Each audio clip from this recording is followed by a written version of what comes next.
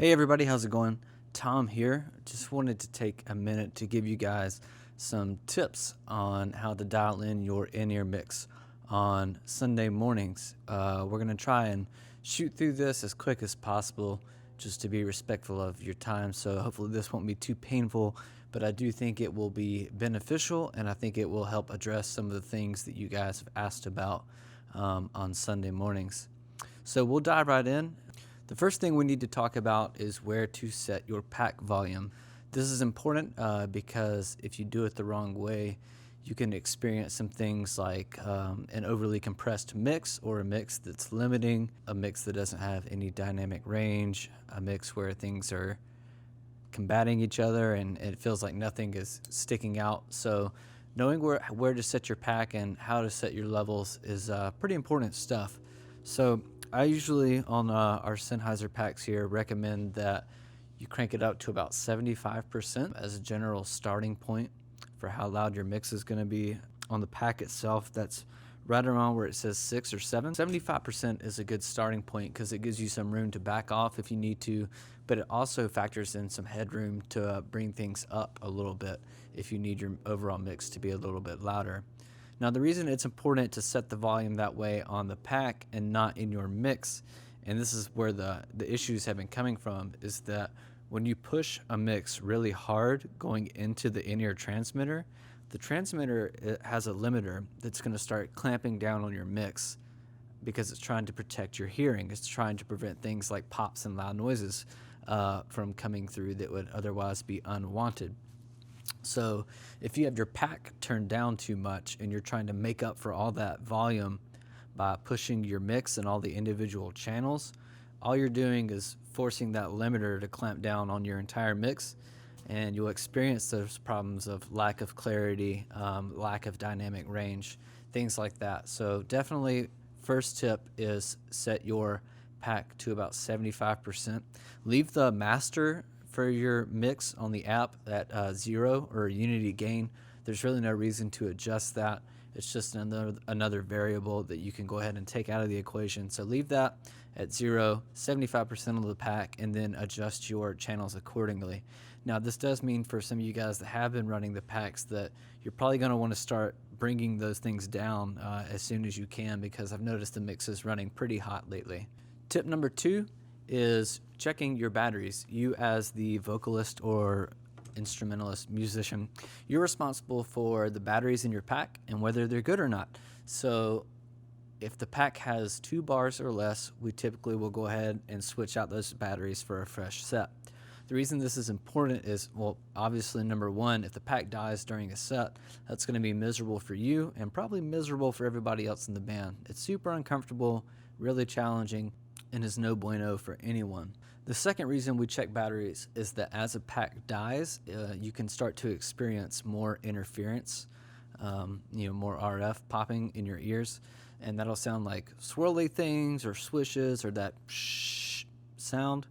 It's no good. Everyone hates it, and it becomes more prevalent as your batteries are getting lower and lower. So again, 2 bars or less, go ahead and throw a fresh set in there. If you don't know where the batteries are stored at your location, please ask the MD or the worship leader.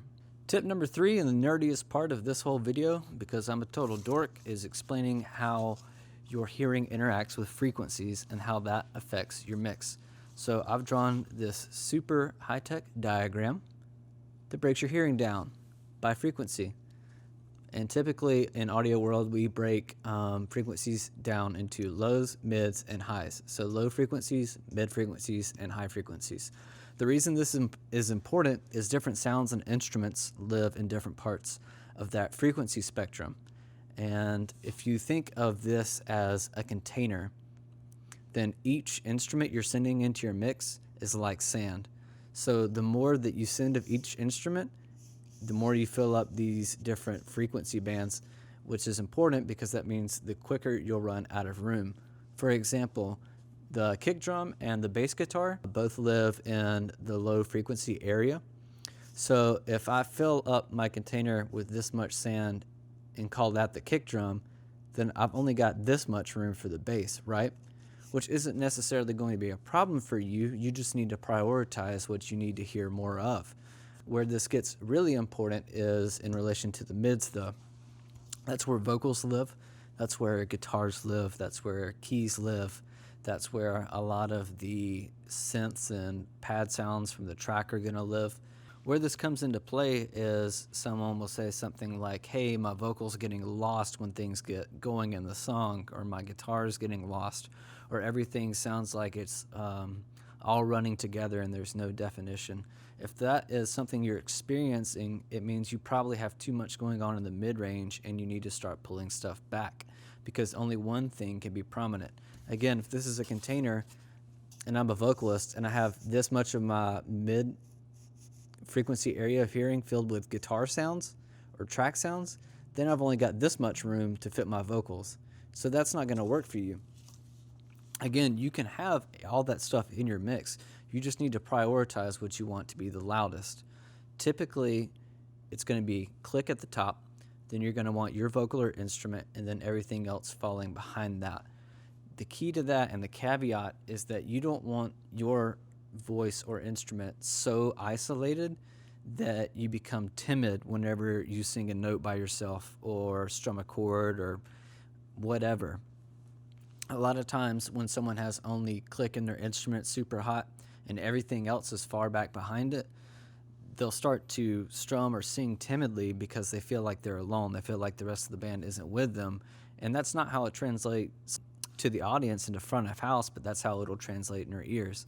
So definitely make sure that you and the click are the most prominent things in your ears, but also don't isolate that so much that you feel like the rest of the band isn't falling in support. But it is important to remember that this is meant as a monitoring system.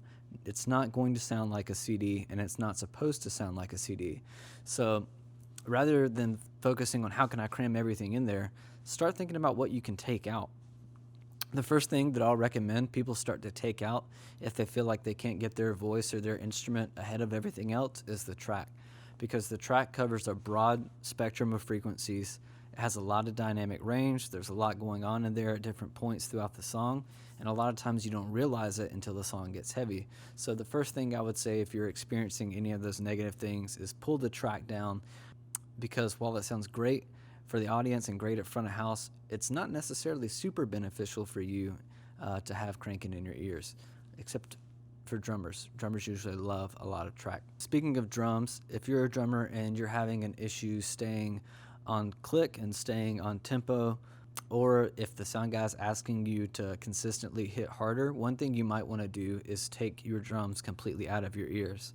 I promise you, you'll still be able to hear them. It's not going to be a big deal, and that allows the click to be that much more forward in your hearing, and it's going to help you stay on time and with that click much easier than if you have that fighting with your drums.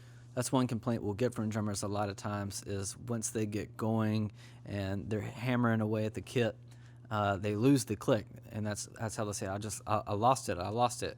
So go ahead, pull your drums out of the mix, let the click shine through, straighten your ears. You'll still have the same feel, you'll still have control of your dynamics, and it prevents you from hitting the kit too timidly. Thank you guys so much for taking the time to watch this. Hopefully it gives you a couple of basic things to check out next time you're playing on a Sunday. If you have any questions or want to dive into any of this stuff further, please let me know. I'm a total dork, so I'll talk about it all day with you. But thank you so much for how you serve, what you guys do, and we'll see you on Sunday.